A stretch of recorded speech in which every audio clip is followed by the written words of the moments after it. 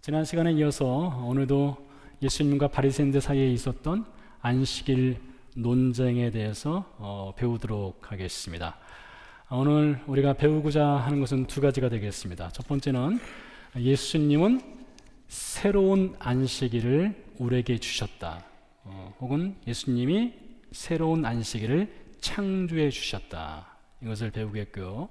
두 번째는 신자들은 예수님이 주신 안식일 혹은 주일의 가치에 합당하고 옳은 주일 생활을 해야 한다를 배우도록 하겠습니다.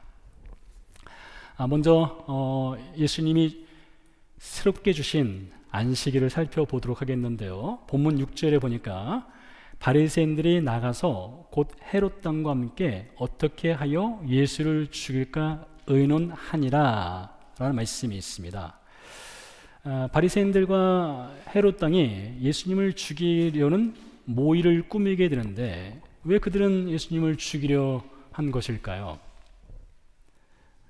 오늘 회당에서 예수님이 손이 마른 사람, 불구인 사람을 치유하는 일을 하셨습니다. 안식일 금지 조항을 어긴 것이죠.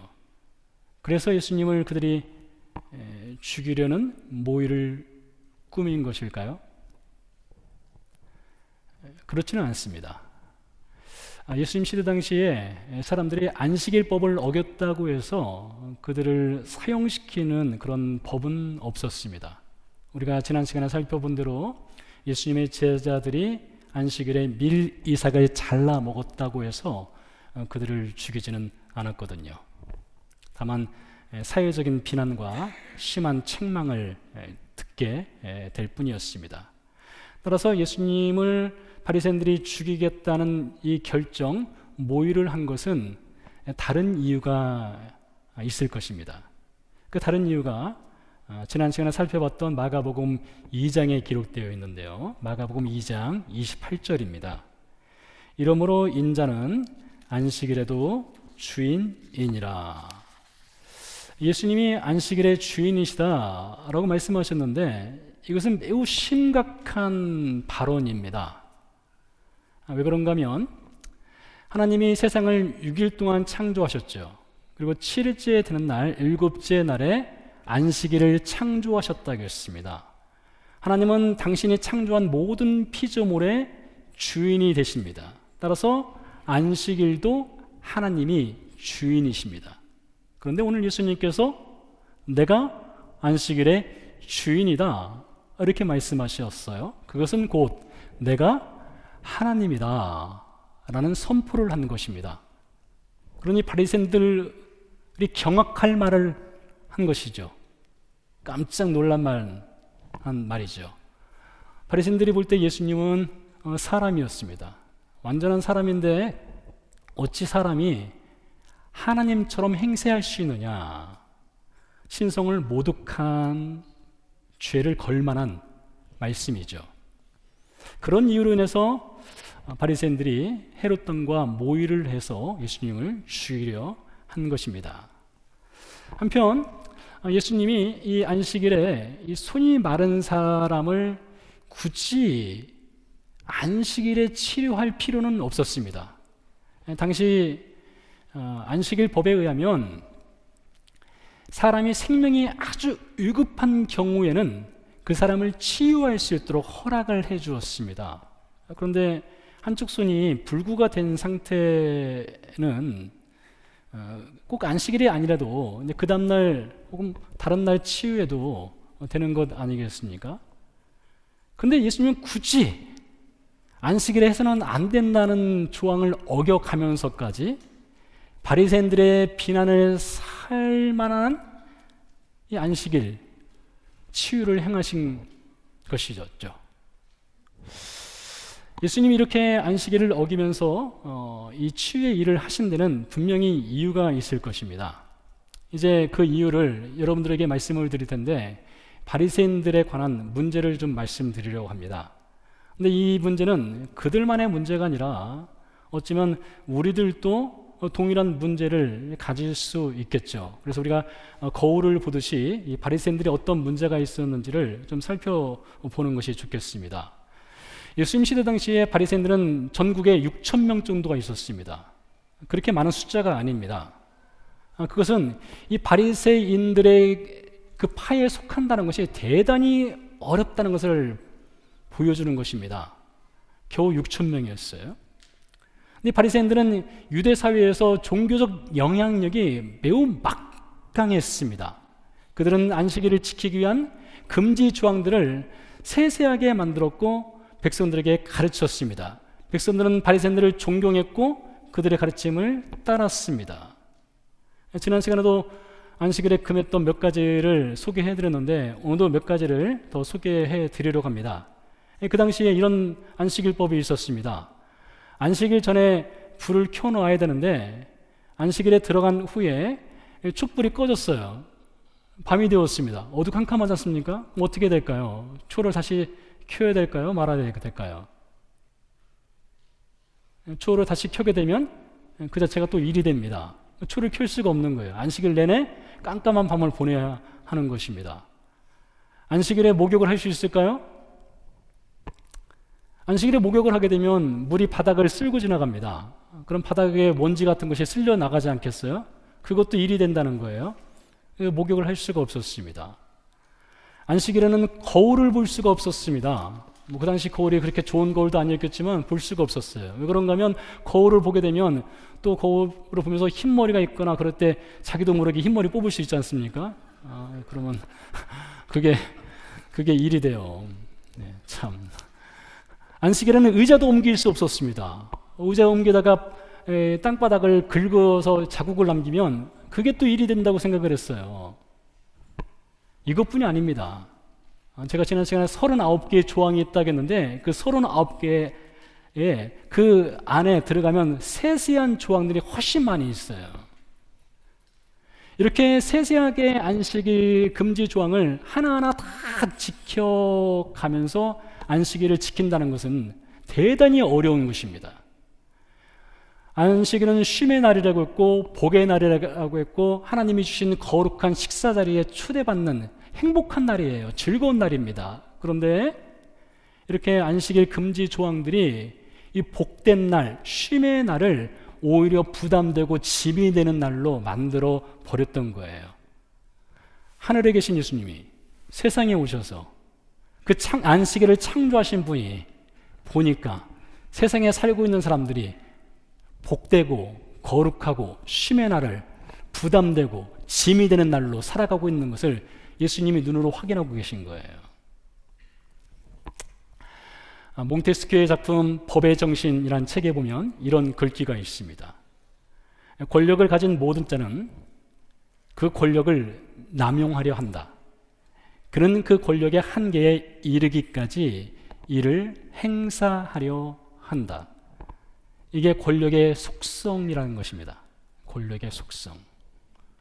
근데 바리새인들은 그 당시에 안식일 권력자였습니다. 그들에게는 안식일은 권력이었어요. 그래서 안식일 금지 조항을 가지고 사람들을 통제했습니다. 자신들의 권력을 최대치로 활용을 했어요. 권력을 즐겼습니다. 근데 또 이런 말 있지 않습니까? 절대 권력은 반드시 타락한다 라는 말처럼 예수님이 세상에 오셔서 본 바리새인들의 종교 권력, 그 안식일을 통해서 사람들을 통제하는 종교 권력은 이미 불패할 대로 완전히 썩어버린 그것을 예수님 보셨던 것이지요. 그뿐만 아닙니다. 무엇보다 심각한 것은 이 안식일을 지키는 이 금지 조항들을 통해서 바리새인들은 자신들의 의로움을 드러내는 데 활용을 했습니다. 자신의 의로움을 드러내는 데 활용을 했어요. 더 나아가서 자신들이 의롭기 때문에 스스로 구원의 길을 만들어 갈 수 있다라고 하는 착각의 병에 걸려버린 사람들이 안식일을 지키는 바리새인들이었습니다. 여러분 그 유대교라고 있지 않습니까? 우리 기독교가 있고 유대교가 있는데 이 기독교의 그 원조, 이 뿌리는 유대교가 기독교의 뿌리입니다. 우리가 성경도 신약이 있고 구약이 있는데 유대교 신자들은 그 구약 성경을 믿죠.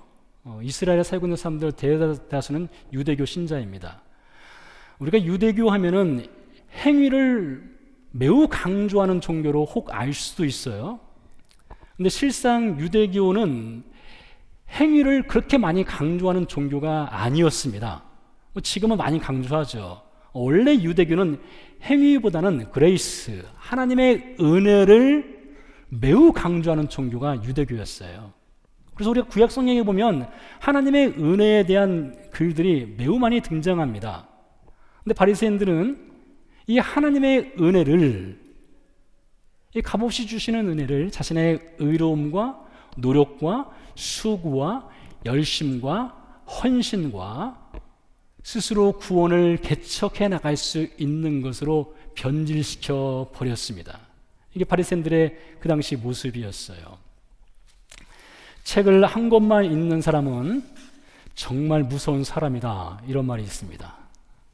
여러분 올해 책 몇 권이나 읽으셨습니까? 사실 요즘 책 많이 읽는 시대가 아니죠. 종이책 잘 읽지 않습니다. 우리는 보는 것에 익숙한 세상을 살아가고 있기도 하죠. 왜 책 한 권만 읽는 사람이 위험한 사람이냐? 책을 한 권만 읽는 사람은 자기 편협성에 빠질 가능성이 매우 높기 때문에 그렇습니다. 나이가 들면서요, 사람은 자연스럽게 몸의 유연성이 굳어지게 마련입니다. 저도 유연함이 지금 매우 많이 굳어졌어요. 허리 숙이기가 허리 아프고 쉽지 않습니다. 아마 여러분도 허리 숙이기 쉽지 않은 분들 있을 거예요. 유연성이 많이 굳어졌어요. 근데 사람은 나이가 들면서 생각도 굳어지기 쉽습니다. 생각이 쉽게 굳어져요. 그래서 자기의 편협성을 깨기 위해서라도 사실 책을 많이 읽는 것은 매우 중요하다고 생각을 합니다. 책을 많이 읽으셔야 돼요. 근데 또 책을 많이 읽으면 그런 사람들 보고 또 이런 말을 합니다. 잘난 체한다고요. 그것은 책을 읽지 않는 사람들이 몰라서 하는 얘기예요. 책을 많이 읽으면 자기 세계가 얼마나 편협한지를 알게 됩니다. 책을 많이 읽으면 자기 세계가 얼마나 좁은지, 얼마나 유연성이 떨어지는지, 더 나아가 얼마나 자신이 무지한지를 알게 하는 것이 책 읽기예요. 그래서 책 읽기를 통해서 생각을 확장시키고 넓혀갈 수가 있는 것입니다. 그런데요, 예수님 시대 당시의 바리새인들은 책 한 권만 읽는 사람들과 같았습니다. 그들은 안식일에 무엇을 해야 하는가? 해서는 안 되는가? 그것에만 오로지 초점이 가 있었습니다. 그들은 개방성이 없었어요. 유연성이 없었습니다. 자기 고집과 의로움에 빠져 있었습니다. 그래서 예수님께서 세상에 오셨을 때 보신 바리새인들은 책 한 권만 읽는, 개방성이 없고 유연성이 없고 자기 편협성에 빠져 있는 그 바리새인들의 모습을 보신 거예요. 그래서 예수님은 일부러라도 안식일 금지 조항을 어기면서까지 안식일에 일을 하셨습니다. 바리새인들이 세웠던 그 견고한 자기 의로움의 세계를 무너뜨리기 위해서 예수님 안식일에 일부러 일을 하셨어요. 그들로 깨어날 수 있도록 하기 위해서요. 여기에서요, 예수님께서 안식일에 일을 하신 이 장면을 통해서 우리가 배워야 할 중요한 것이 있습니다. 우리는 스스로 자신이 구원을 개척해 나갈 수 있다는 것과 자신의 의로움의 성을 쌓아갈 수 있다는 위험성이 얼마나 큰지를 깨달아야 됩니다. 고대시대의 종교이든 오늘날 우리가 알고 있는 모든 종교이든 하나의 공통점이 있는데, 모든 종교의 공통점은 네 스스로 너의 노력과 너의 열심으로 의로워질 수 있고 스스로 구원받을 수 있다. 이것이 모든 종교의 공통점입니다. 기독교를 제외한 모든 종교의 공통점이죠. 근데 이 자기의 의로움, 자기 스스로 구원을 완성해 갈 수 있다라고 하는 것은 피할 수 없는 치명적인 맹점을 하나 갖고 있습니다. 이 자리에 스탁 하시는 분들 계시죠? 증권 하시는 분들. 증권 시장을 뒤흔드는 가장 불안한 요소가 무엇입니까? 저도 이렇게 시사적인 것들을 뉴스를 보면 증권 시장에서 가장 불안하게 하는 요소는 이렇다고 하더라고요. 불확실성. 무엇인가 불확실한 거예요. 그럼 증권 시장이 요동을 친다는 것입니다. 자기 구원, 자기 의로움으로 구원을 완성할 수 있다라고 하는 것의 가장 치명적인 맹점은 바로 불확실성입니다. 불확실성. 자기 구원은요, 어디까지 가야 하는지 그 기준이 없어요. 얼마큼 해야 하는지 확실한 기준점이 없는 것이 자기 구원입니다. 그래서 아무리 열심히 노력하고 자기 의로움을 쌓아가도 어디까지 가야 하는지를 몰라요. 마침표를 찍을 수가 없는 것입니다. 그런데 보십시오. 예수님이 세상에 오셔서 십자가에서 죽으실 때 7마디를 하셨는데 그 마지막 말씀이 다 이루었다 였습니다. 다 이루었다. 무엇을 다 이루었다는 것입니까? 이 다 이루었다 이 표현은 예수님이 사람으로서는 이룰 수 없는 구원을 예수님이 완성하였다는 선포와 같은 것입니다. 마가복음 10장에 보면 예수님이 제자들과 대화를 나누는 장면이 있습니다. 예수님이 이렇게 말씀하셨어요.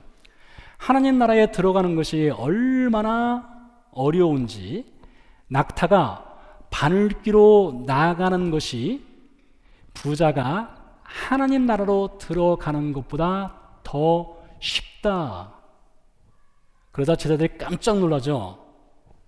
그럼 누가 구원을 얻을 수 있습니까? 여러분, 예수님은 돈이 많으면 천국 못 간다, 부자는 천국 못 간다, 이런 말씀 하신 것이 아니에요. 이 자리에 계신 분들 가운데 어릴 적 주일학교에서 이런 노래 많이 불렀을 것입니다. 돈으로도 못 가요? 하나님 나라. 돈으로도 못 가요. 하나님 나라. 아시죠? 돈으로도 못 가요. 힘으로도 못 가요. 벼슬로도 못 가요. 지식으로도 못 가요. 어여뻐도 못 가요. 마음 착해도 못 가요. 거듭나면 가는 나라 하나님 나라. 믿음으로 가는 나라 하나님 나라. 우리가 어릴 때 많이 불렀던 찬양입니다. 찬양 가사처럼 부자라고 천국 가는 것이 아닙니다. 또 부자라고 천국 못 가는 것도 아닙니다. 가난하다고 천국 갈 수 있는 것도 아니고 천국 못 가는 것도 아닙니다.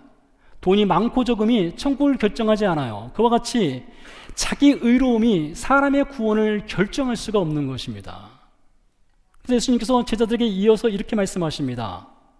사람으로는 할 수 없으되 하나님으로서는 다 하실 수 있느니라.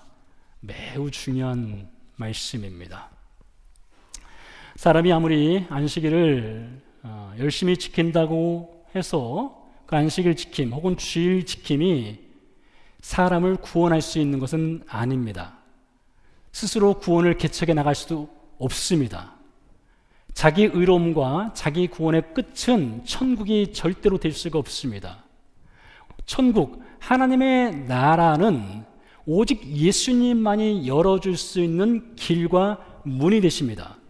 그래서 예수님이 세상에 오셨을 때 하신 말씀이 있어요. 요한복음 14장에서 내가 곧 길이요 진리요 생명이니 누구든지 나로 말미암지 않고는 아버지께로 올 자가 없다라고 말씀하셨어요. 예수님이 천국으로 가는 길을 열어주셨어요. 구원의 길을 열어주셨어요. 그 구원의 길과 구원의 문이 바로 십자가입니다. 나의 노력과 나의 의로움이 아닌 예수님의 십자가의 죽음으로 구원의 문을 열어주신 거예요. 그리고 그 구원의 문을 열어주셨을 뿐만 아니라 우리에게 안식, 주일이라고 하는 것을 선물로 주셨습니다. 그럼 여러분, 이 주일이라고 하는 가치는 어떤 가치냐? 예수님의 생명의 값, 예수님의 피의 값, 예수님의 죽음의 값이 응축된 것이 바로 이 주일의 가치인 거예요. 오늘 예배당을 통해 들어오셨습니다. 문을 통해서 여러분 들어오셨어요. 이 예배당 문을 그냥 넘어오신 분들은 단 한 분도 없습니다. 이 예배당에 들어오기까지는 예수님의 생명의 값이 있었던 거예요. 예수님의 피의 값이 있었고 예수님의 죽음의 값이 있었던 것입니다. 그 가치로 인해서 우리가 예배당 문턱을 넘어서 이 예배 자리에 앉게 된 것입니다.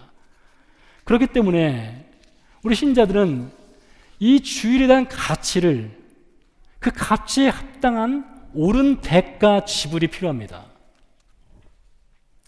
자, 그렇다면 어떻게 우리가 이 주일에 합당한 옳은 가치, 대가 지불을 하며 이 주일을 지킬 수 있겠습니까? 오늘 본문의 상황을 보십시오. 갈릴리의 어느 마을입니다. 안식일이 되었습니다. 동네 사람들이 회당에 모였죠. 한 동네 사람들입니다. 한 이웃이에요. 근데 그 안식일 회당 예배에 예수님이 참석하셨습니다. 같은 기록인 마태복음 12장에 의하면 예수님이 그날 안식일에 회당에서 말씀을 전하셨습니다. 누가복음 6장도 같은 기록이 있는데요. 거기에 보니까 누가는 이렇게 말하고 있습니다. 마가는 한쪽 손이 말랐다라고 말하는데 누가는 좀 더 보태서 오른손이 마른 사람이라고 말하고 있습니다. 오른손이 마른 사람. 오른손을 불구로 쓸 수 없는 사람이에요.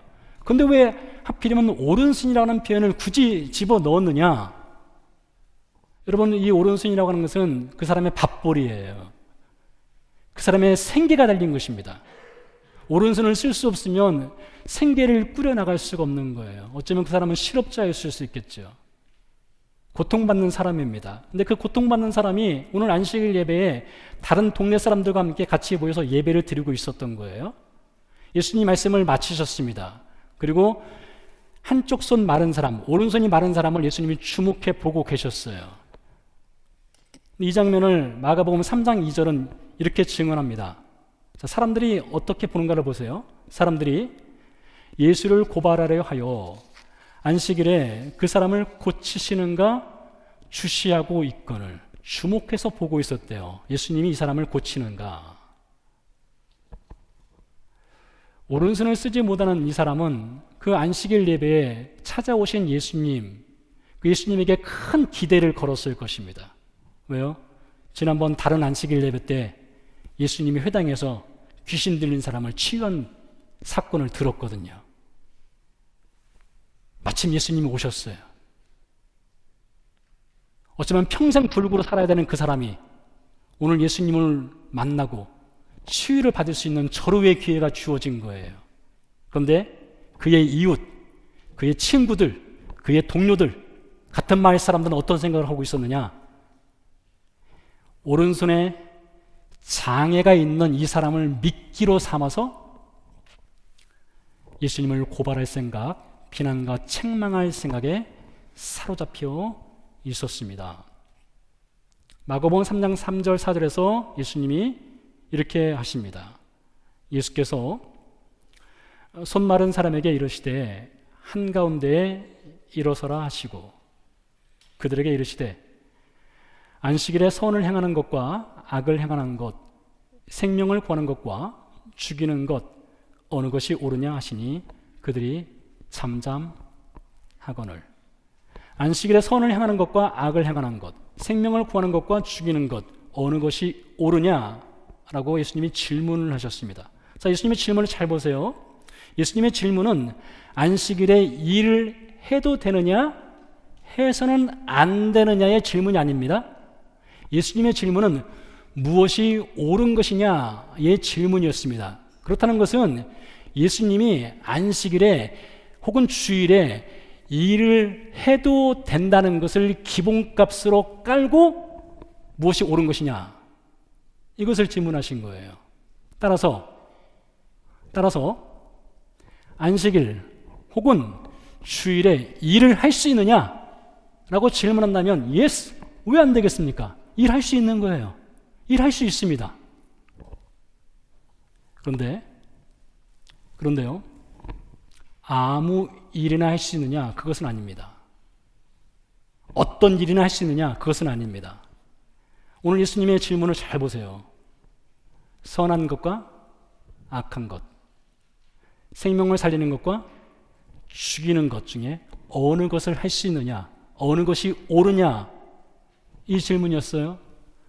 그러니까 아무 일이나 할 수 있는 것이 아니라 이 안식일 혹은 주일이라고 하는 날은 옳은 일을 하는 날입니다. 선한 일을 하는 날이에요.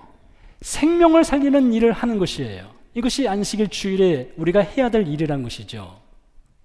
자, 그렇다면 선한 일, 옳은 일에 대해서 알아보기 전에 먼저 안식일 주일에 해서는 안 되는 악한 일 혹은 죽이는 일, 이것이 무엇일까요? 출애굽기 20장에 보면 하나님께서 안식일을 지켜야 되는 계명과 함께 안식일을 어떻게 지켜야 되는지를 좀 자세하게 풀어주신 말씀이 있습니다. 안식일은 이렇게 지키라고 했어요. 너 일단 쉬어라 했어요. 너의 아들, 딸도 쉬어야 한다고 했어요. 내 집에 있는 남종과 여종, 너 쉬어야 한다고 했어요. 그리고 네 집에 혹시 나그네가 잠시 머물고 있으면 나그네도 쉬어야 한다고 했어요. 그뿐만이 아닙니다. 네 집에 있는 가축들, 매일 나가서 밭일하는 가축들도 안식일만큼은 반드시 쉬어야 한다라고 말씀하셨어요. 사람도 쉬어야 되고요, 동물도, 가축도 쉬어야 한다고 말씀하신 거예요. 여기는 의미가 있습니다. 이 안식일 혹은 주일이라고 하는 것은 지위의 높낮이가 깨어지는 날입니다. 높낮이가 완전히 무너지는 날이에요. 안식일은 돈이 중요한 날이 아닙니다. 안식일은 모두가 동등한 존재라는 것을 다시 한번 확인하는 거예요. 우리가 세상에서는 직장에 따라서 높은 지위에 있는 사람, 낮은 지위에 있는 사람이 있을 수 있죠. 부자가 있을 수 있고 가난한 사람이 있을 수 있죠. 삶의 형편이 다 다를 수 있습니다. 그런데 이 안식일 주일이라고 하는 날은 모두가 다 동등한 존재라고 하는 것을 재확인하는 날이에요.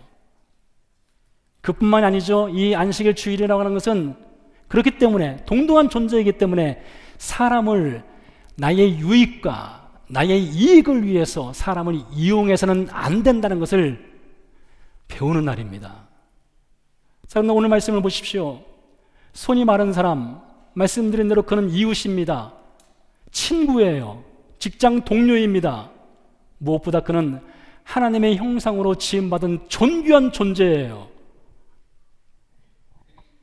근데 이 존귀한 존재, 이 한 사람을 사람들은 이용하려 했습니다. 예수님을 넘어뜨리는 장애물로 이용하려고 했어요. 이것이 악한 것입니다. 이것이 생명을 죽이는 거예요.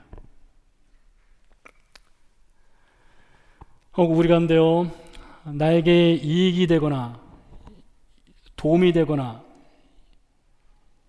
유익하면 친절히 대하고, 불편하고 짐이 될 것 같으면 멀리 거리를 두기를 한다면, 여러분, 그것은 주일을 제대로 지키는 것이 아닙니다. 그것은 주일에 악한 일을 행하는 것이에요. 그것은 주일에 생명을 죽이는 일을 행하는 것입니다. 나의 유익에 따라서 사람을 가까이 하는 것, 그건 절대 옳은 것이 아니죠. 다음으로, 무엇이 선한 것이며 무엇이 생명을 살리는 것이며 무엇이 옳은 것일까요? 로버트 폴검의 책 내가 정말 알아야 할 모든 것은 유치원에서 배웠다 내용에 보면 무엇이 선한 것인지 무엇이 옳은 것인지 유치원 아이들에게 가르치는 내용이 있습니다. 들어보세요. 이렇게 말하고 있습니다. 무엇이든 나누어 가지라. 남을 때리지 마라. 자신이 어지럽힌 것은 자신이 직접 치워라. 내 것이 아니면 가져가지 마라. 다른 사람을 아프게 했으면 미안하다고 말해라. 부모가 유치원 아이들에게 다 가르치는 내용이고요. 우리가 유치원을 졸업하지 않았어도 초등학교만 나왔어도 우리가 이거 다 들으면서 배우면서 살아왔습니다. 이것이 착한 것이래요. 이것이 선한 것이래요. 여러분, 주일은 그런 날이랍니다. 주일은 선한 것이 무엇인지를 알고 머리로만 하는 것이 아니라 그것을 실천하는 날이래요. 에베소서 2장 10절도 같은 얘기를 합니다. 여러분, 에베소서 2장은 하나님께서 우리에게 은혜로 주신 구원과 구원받은 사람들이 어떻게 살아야 할지를 자세하게 풀어주는 말씀인데 2장 10절에 보니까 이렇게 말합니다. 우리는 그가 만드신 바라. 그러니까 하나님 우리를 예수님을 통해서 새롭게 창조해 주었다는 거예요. 그리스도 예수 안에서 선한 일을 위하여 지으심을 받은 자니 이 일은 하나님이 전에 예비하사 우리로 그 가운데 행하게 하려 하심이니라. 왜 예수님이 우리를 구원하셨을까? 왜 예수님이 십자가에 못 박히셨을까? 왜 예수님이 죽으셨을까? 라고 묻는다면 먼 훗날 천국에 가는 것도 있겠지만 그 천국에 가기 전까지 우리가 살아가는 이 세상에서 우리로 하여금 선한 일을 하도록 우리를 구원하셨다는 거예요. 말씀드렸죠. 우리가 선한 일 무엇인지 잘 압니다. 무엇이 선한지 알아요. 우리가 선을 행한다고 해서 우리가 받은 구원이 더 견고해지느냐? 그것은 아닙니다. 구원은 이미 예수님이 결정하신 거예요. 구원은 예수님이 다 이루었다로 끝났습니다. 근데 구원받은 사람에게는 구원받은 사람답게 살아가는 삶의 책임이 있다는 거예요. 이것은 짐이 아니에요. 이건 불편한 것이 아닙니다. 이것은 영광이에요. 이건 존귀한 것입니다. 그러니 여러분, 주일에 선한 일을 행하셔야 됩니다. 주일 모임이라든가 혹은 포도 모임에서 여러분 선한 말을 하십시오. 칭찬의 말을 하셔야 됩니다. 서로 위로하셔야 됩니다. 감사와 사랑의 말을 하셔야 됩니다. 그리고요, 특별히 자신도 모르게 저를 비롯해서 자신도 모르게 우리가 부정적인 말들을 많이 하는 경우가 있어요. 어떤 계획을 하든지 어떤 의견을 나누든지 부정적인 말들이 먼저 나오는 분들이 있습니다. 사실 본인이 잘 모를 수 있어요. 그때 여러분 이렇게 하셔야 됩니다. 우리 스스로가 어떤 부정적인 이야기들이 어떤 모임에서 나오든지 어떤 교회에서 나오든지 그럴 때는 나는 긍정의 소화기가 되겠다. 이 작정을 하셔야 돼요. 부정적인 말에 같은 부정적인 말을 하지 않습니까? 그러면 집이 타버려요. 모임이 깨집니다. 타버립니다. 그래서 부정적인 말을 들으면 긍정적인 소화기가 되세요. 지혜를 내세요. 그래서 나는 긍정적인 말로 이 모임을 좀 분위기를 바꿔나가는 그런 사람이 돼야 되는 거예요. 그게 바로 주일을 옳게 지키는 것입니다. 주일에 행할 수 있는 선한 일인 거예요. 또 우리는 주일을 어떻게 가치 있게 지킬 수 있을까요? 말씀드린 대로 주일은 예수님의 생명값을 지불하고 우리에게 주신 안식의 날입니다. 따라서 우리는 주일에 합당한 옳은 대가 지불이 반드시 필요해요. 옳은 대가 지불을 하기 위해서는요, 여러분, 교회 예배 시간은 반드시 지켜야 됩니다. 정말 시리어스하게 말씀드리는 거예요. 오늘 평상시에 늘 일찍 오시다가 늦게 오신 분들 계실 수도 있는데 여러분, 주일 예배 시간은 11시입니다. 적어도 10분 전에는 오셔야 되는 거예요. 10분 전에요. 사람이요, 약속을 하고 약속 시간을 지키지 않는 사람들이 있습니다. 습관적으로요. 그러면 신뢰관계가 깨지지 않습니까? 약속 시간 제대로 안 지킨 사람들하고 어떻게 대화가 가능할 수 있겠어요? 하나님과의 약속 시간입니다.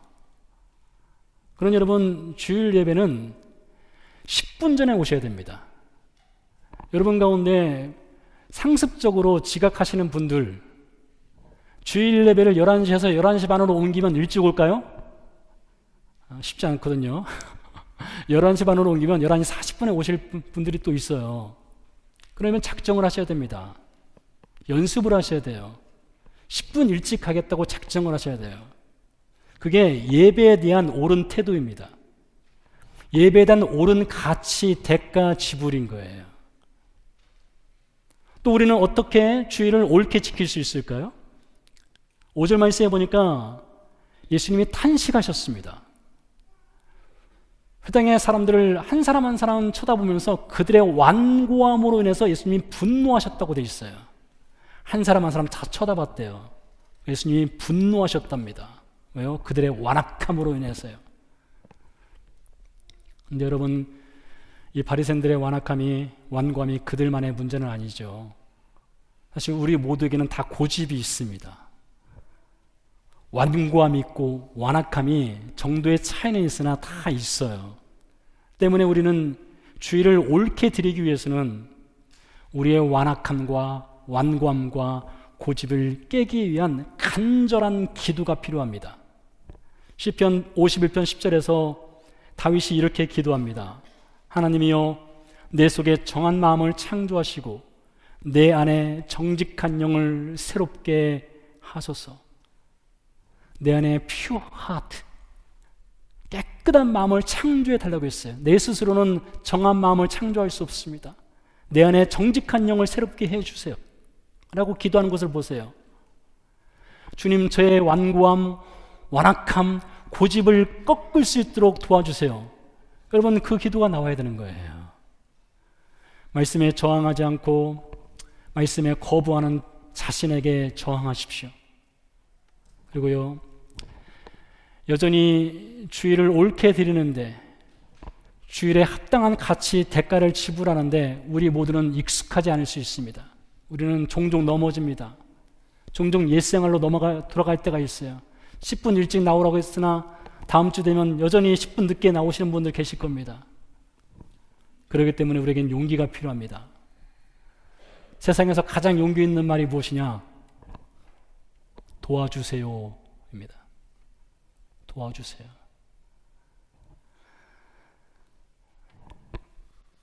주일 예배를 하나님이 원하시고 기뻐하시고 그 예수님의 생명의 값에 합당한 그 가치를 올바르게 지불하기 위해서는 하나님의 도움이 절실하게 필요한 것이 우리 인생입니다. 그러니 하나님, 주일에 합당한 올바른 예배를 드릴 수 있도록 도와주세요. 간절한 기도를 하십시오. 함께 기도드리도록 하겠습니다.